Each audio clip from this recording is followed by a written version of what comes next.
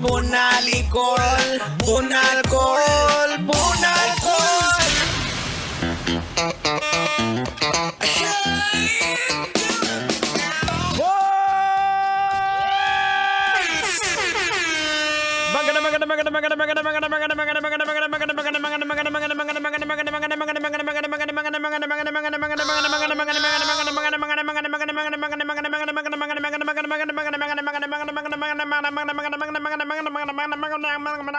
Kalbo.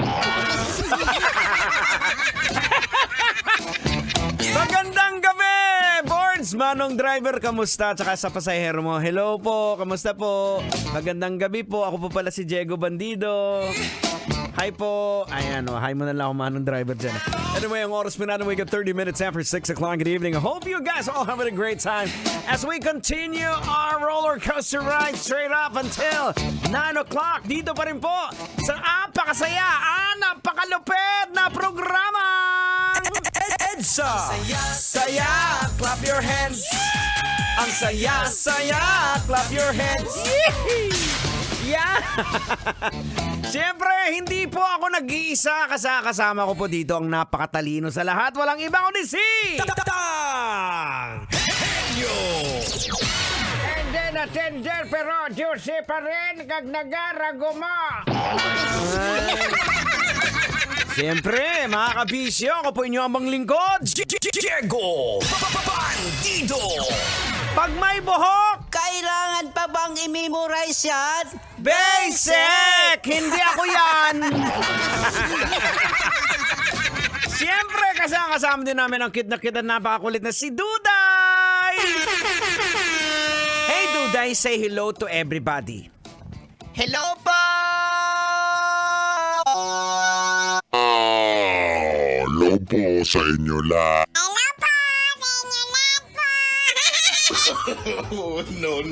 Duday! Pinakialaman mo na ng pinagpipindot-pindot mo dyan! Sorry po, Uncle Diego Bandido. Ang sarap po pala kasing pindutin dito. Like for example, kakanta po ako sa inyo. Love Radio! Ayan po, yung saya-saya. Duday, doon ka na muna sa labas! Bihira to! Eto na! Apakakulit! Eto na, pag-usapan na natin to! Sa halip na maging pouty at plump, namaga at nangitim ang mga labi ng isang content creator na kumasa sa Kylie Jenner Challenge matapos siyang gumamit ng suction tube at lip plumber na nabili sa online. Oh no! Hindi na natin itong patatagalin to, Tang. Banatan na natin to, logican na natin to. Ay sige, wag mo nang patagalin yan. Logican mo na yan para mahimasmasan. Logika na yan! Logika na yan! Alright mga kabisyo, logican na yan.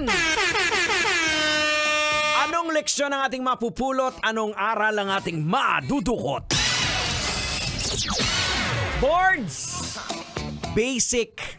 Kailangan pa bang i-memorize yan? Bago po tayo sumunod sa mga uso, basic na yan eh. Dapat alamin po muna natin.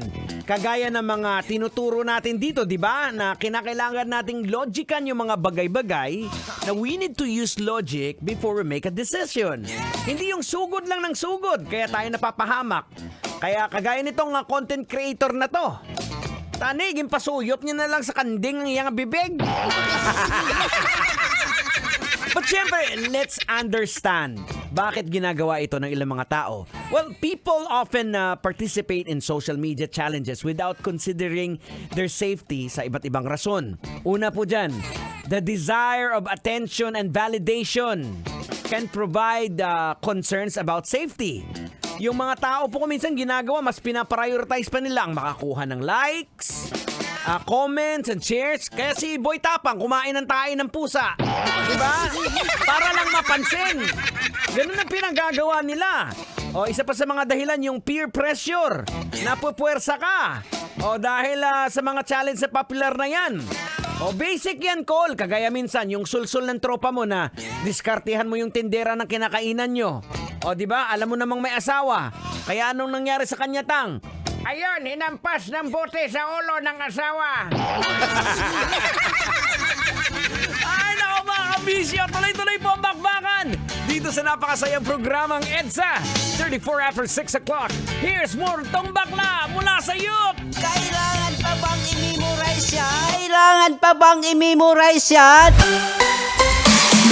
Love Radio. Basic!